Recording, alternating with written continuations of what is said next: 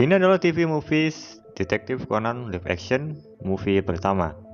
Movie TV ini seri live action dari manga yang penulisnya gak kehabisan ide untuk membuat kasus Meitantei Conan atau Detektif Conan dari Aoyama Guso. Tapi latar film ini bercerita sebelum tokoh utamanya Kudo Shinichi menjadi Edogawa Conan. Jadi kita tidak akan melihat Shinichi yang menyusut di film ini. Dan kita masuk ke perkenalan pemeran. Dimulai dari Kudo Shinichi. Sebelum menyeberang sebagai pemeran Lupin the Third, Shun Oguri memerankan Kudo Shinichi terlebih dahulu. Nah, kalau di movie anime, Detektif Conan sudah ada 2 kali berkolaborasi dengan anime Lupin the Third. Lalu ada Ran yang diperankan oleh Tomoka Kurokawa, ayah dari Ran, Kogoro Mori, Takanori Jinai, Sonoko, dan Inspektur Megure. Oke, kita masuk ke filmnya. Dimulai dengan kelas Shinichi yang akan melakukan wisata. Awalnya Shinichi menolak untuk ikut. Tapi malam sebelum pergi wisata, dia kedatangan surat tantangan. Isinya adalah akan mencuri salah satu murid kelasnya di sore hari di atas kapal yang mereka naiki saat berwisata besok. Penulis menulis dirinya dengan sebutan kidnapper. Datanglah esok hari. Komposisi di kapal wisata ini adalah Kitajima sebagai perwakilan guru di kelas Shinichi, pendamping wisata yakni Mai Nishida, pemandu kapal Minamida, dan kapten kapal Azuma. Tentu saja serta para murid kelas termasuk Shinichi, Ran, dan Shoko. Di atas kapal inilah Shinichi harus menjaga teman-teman sekelasnya dari penculikan. Tapi di sela-sela kewaspadaannya, Sonoko tiba-tiba mabuk laut. Dia pun dibawa ke ruang istirahat. Di sini antara dia sengaja atau tidak, karena niat Sonoko, dia ingin dijaga oleh Minamida. Ya yang tahu nih karakter, Sonoko di manganya pun memang gak tahanan lihat cowok ganteng. Tapi Minamida menolak karena banyak pekerjaan lain. Di sela itu, Nishida memberikan obat anti mabuk kepada Sonoko. Yang menjaga Sonoko digantikan Shinichi dan Ran. Tapi Sonoko menyuruh mereka berdua pergi untuk berduaan daripada menjaganya. Sebelum pergi, Shinichi berpesan untuk mengunci kamar dari dalam dan jangan membuka untuk siapapun kecuali dia yang datang. Tapi dia tidak memberitahu alasannya apa. Untuk diketahui kalau Shinichi yang mendapat surat tantangan ini tidak ada satupun yang tahu termasuk Ran. Di saat para siswa berada di depan kapal, di mana juga ada Minamida, Kitajima, dan Nishida, terjadilah sebuah insiden. Semua berlari menuju ke belakang kapal, yaitu sumber suara tersebut. Dan Ran melihat bando yang dipakai Sonoko mengapung. Bergegaslah Shinichi menuju kamar Sonoko sembari memberitahu Minamida untuk menyuruh kapten memberhentikan kapal. Sampai di kamar Sonoko, ternyata Sonoko tidak ada dengan seisi kamar yang sudah berantakan. Minamida melihat baju pelampung di kamar Sonoko sudah tidak ada. Dan akhirnya Shinichi pun memberi instruksi lagi. Minamida mencari di ruang bawah kapal. Kitajima menghubungi polisi untuk mencari Sonoko di sekitar TKP. Dan Nishida disuruh untuk menenangkan para siswa. Sedangkan Shinichi dan Ran mencari petunjuk sampai ke ruang yang berdepanan dengan kamar Sonoko. Tapi sayangnya mereka berdua tidak menemukan apapun. Scene pun berganti dengan kapal yang sudah menepi dan keadaan sedang hujan. Di tengah hujan tersebut, polisi mencari sampai ke danau dekat dengan TKP. Dan polisi menemukan baju pelampung serta tabung oksigen.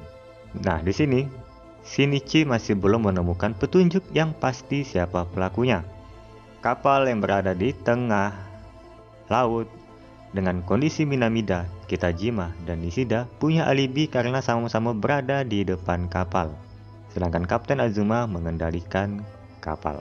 Sedangkan di sisi polisi yang menemukan baju pelampung serta peralatan lainnya di danau. Beranggapan ada orang lain di luar kapal yang melakukan penculikan. Tapi pendapat itu salah, karena di scene lainnya, Shinichi dan Ran mengecek tempat ditemukannya barang bukti tersebut. Dari peta yang dibuat Shinichi untuk mengukur jarak TKP menuju danau tersebut, tabung oksigen yang ditemukan polisi tidak cukup untuk membawa Sonoko. Jadi, pelaku sengaja menaruh benda tersebut seolah-olah pelakunya di luar dari orang-orang yang berada di kapal. Deduksi Shinichi ini didukung dengan mereka berdua yang kembali ke kapal untuk mengecek tempat asal suara sebelumnya. Dan dia menemukan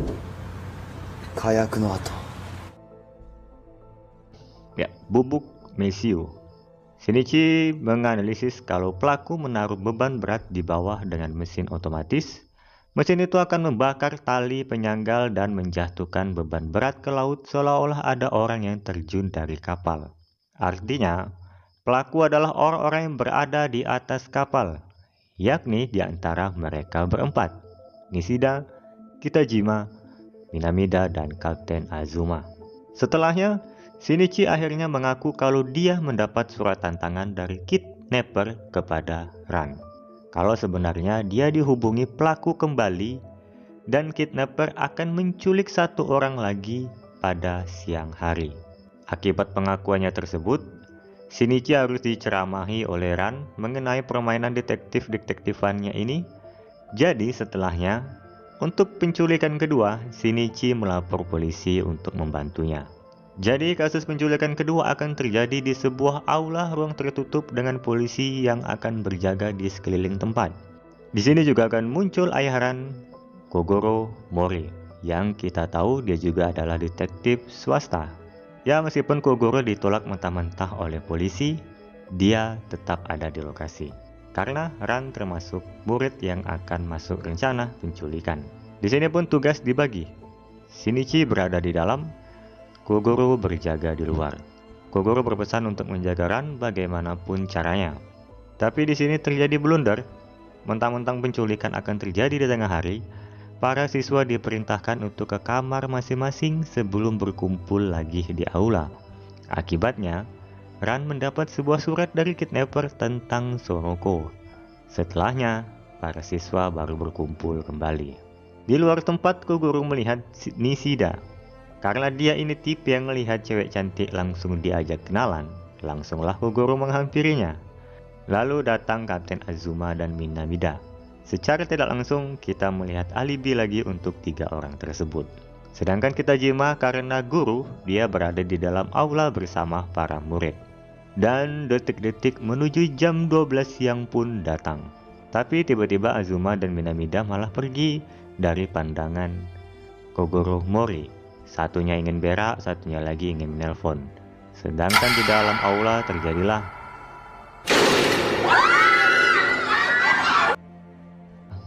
ketika lampu dihidupkan, Ran sudah hilang dari pandangan Shinichi karena terlalu fokus melihat Kitajima.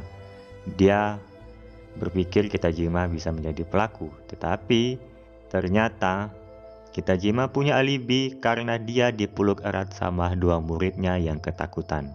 Di ruang tertutup ini, Shinichi yang sudah memastikan satu-satunya jalan keluar adalah pintu-pintu di aula itu terkunci, hanya bisa berlari-lari tanpa arah mencari Ran yang menghilang. Dan dia pun bertemu Kogoro yang bersama Nishida dan Minamida. Kogoro pun bertanya ke Shinichi siapa yang diculik. Dengan berat hati Shinichi mengatakan, Ran lah yang diculik. Tanpa segan Kogoro langsung melancarkan.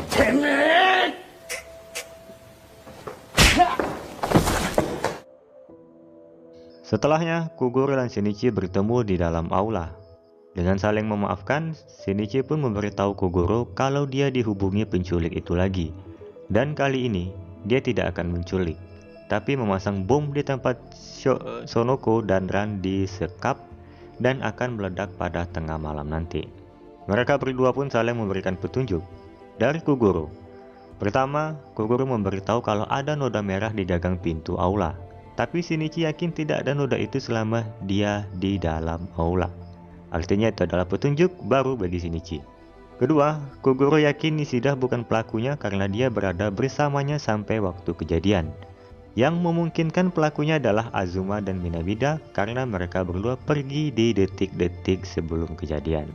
Sedangkan Shinichi mencoba mengingat perkataan yang mengganjal saat bertemu Nishida dan Minamida setelah kejadian penculikan Ran.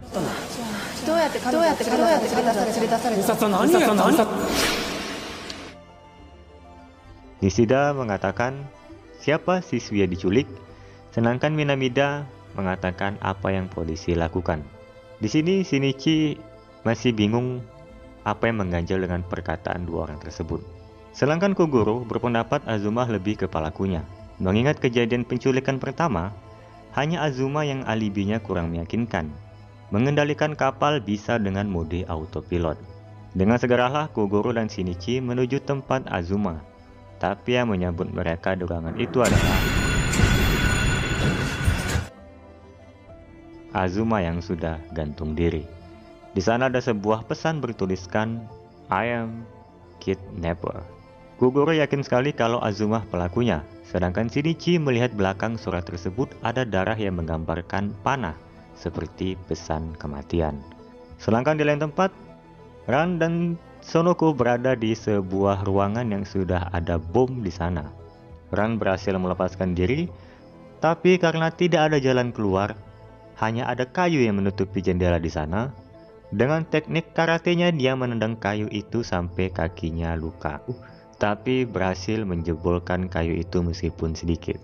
Menggunakan tali yang mengikat mereka berdua, Ran menyuruh Sonoko pergi dari tempat itu dan mencari bantuan. Tapi sayangnya Sonoko yang sudah di bawah malah bertemu dengan penculik dan membuatnya pingsan, sedangkan Ran pingsan sendiri karena kelelahan. Kita kembali lagi ke tokoh utama. Shinichi mengecek ulang kapal tempat Sonoko diculik, terutama ruangan yang berdepanan dengan kamar Sonoko.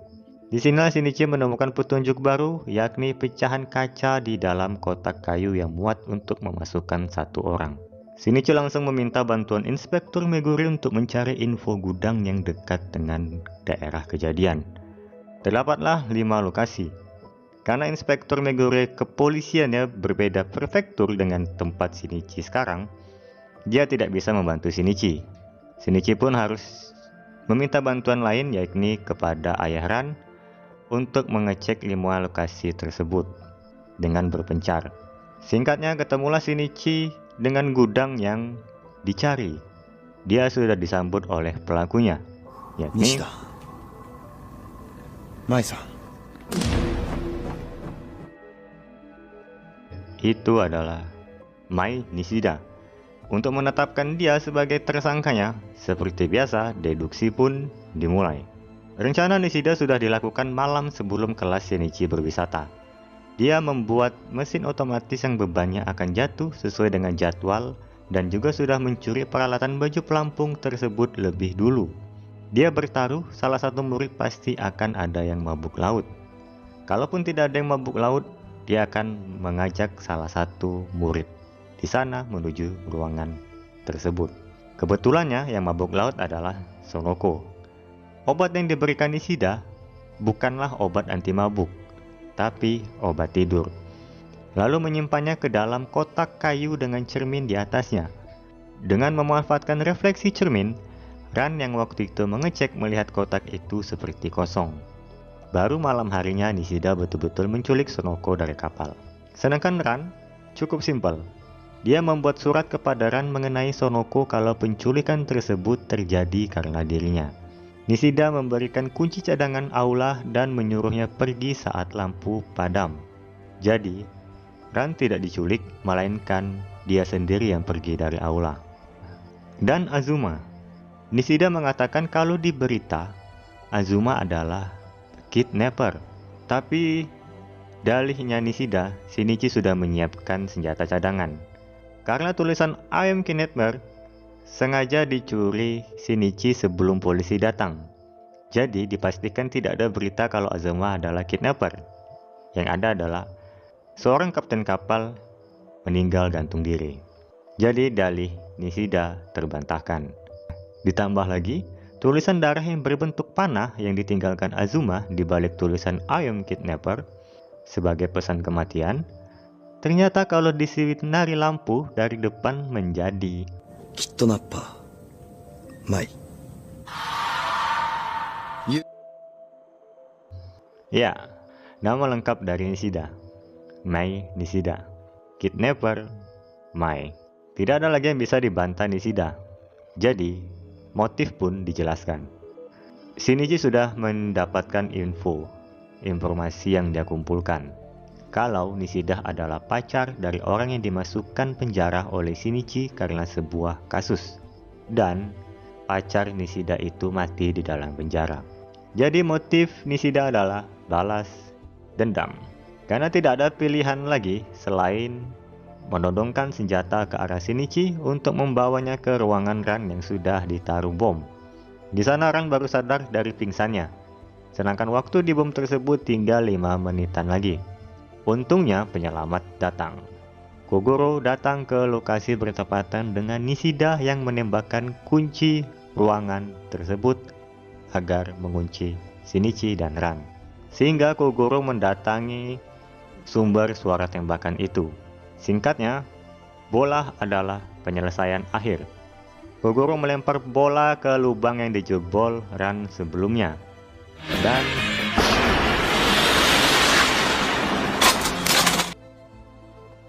Nishida dilumpuhkan, tapi bom sudah masuk ke sisa 20 detik lagi.